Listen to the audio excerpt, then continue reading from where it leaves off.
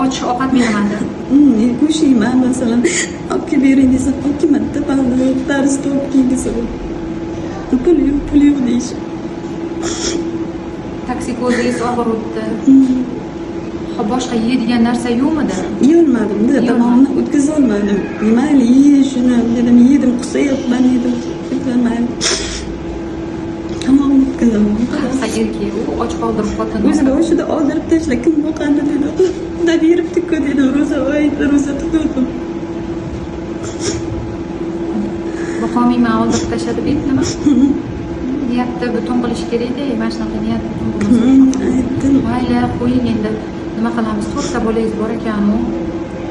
Balki bir tarafdan tug'ilmagani ham yaxshidir. Endi unaqa deyolmayman, Allohga shukr, yurachasi to'xtab qolibdi-yu. Alloh o'ziga kerak ekan, olibdi. Unaqa nosog'lom, muhitda, baribir qiyin masala. Uyingizda shuncha aniq ekan. Bolalarim sog'lom, yaxshi tug'ilmaydi. Men shu tug'ildi debman-da. O'zim o'rgilaysiz ham, yig'lamang, hammasi yaxshi bo'ladi. Xudoning aytgani bo'ladi-da.